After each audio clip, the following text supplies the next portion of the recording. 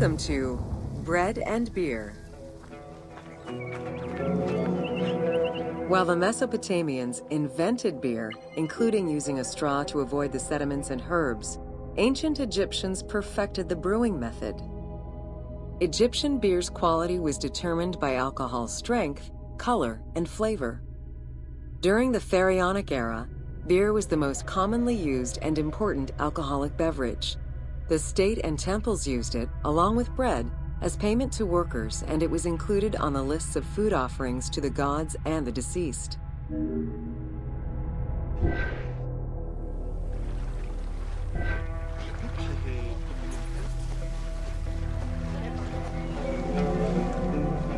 Beer was the popular drink of ceremonies and festivals. The Festival of Drunkenness was even dedicated to it. Considered to be quite nutritional, beer was also significant in the day-to-day lives of ancient Egyptians.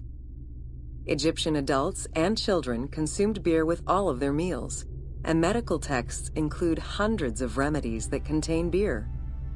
It remained the most popular alcoholic beverage until the Roman era.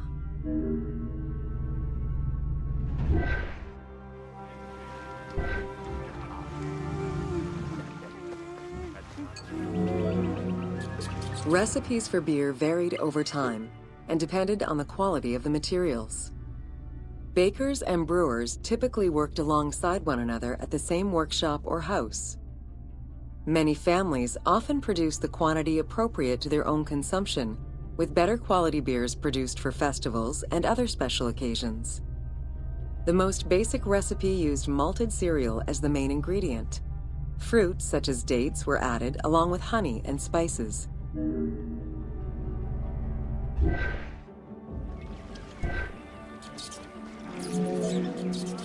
Once baked, bread would be crumbled into the brew to start the fermentation process. Adding grain enzymes would break down the starches, turning them into sugar and creating a thick mash.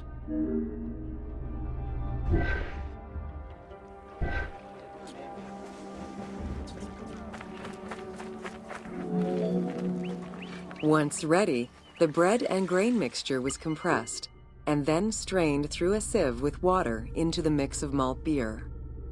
Once fermented, the beer mash was transferred to large containers and again compressed by foot or with pestles.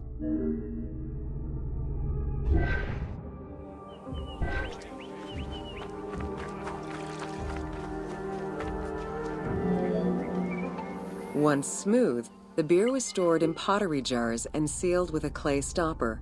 It probably couldn't be kept for long and likely had a thick, pasty appearance and texture. Very little was wasted. Leftover grains were reused to make sourdough bread or combined with the next batch of beer.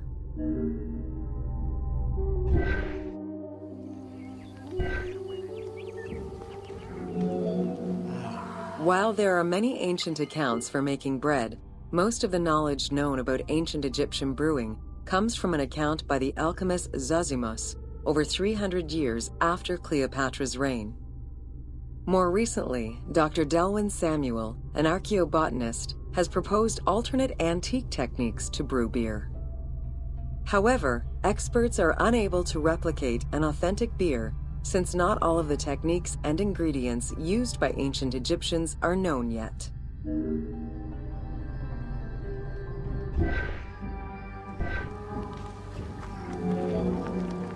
Food was prepared on the floor until the Middle Kingdom, when cooking benches were introduced.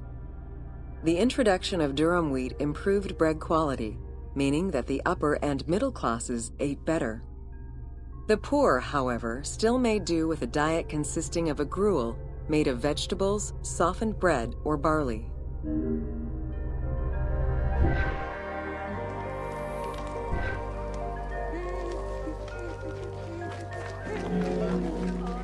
Dough was kneaded by hand or foot, and when sufficiently blended, additional items were added, such as fruits, nuts, honey, and spices.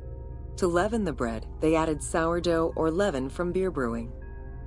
Ovens were circular or beehive-shaped and made with clay or brick. If there was no oven at all, a bread maker used the hot sand to bake flatbread. a technique still in use by some Berbers today.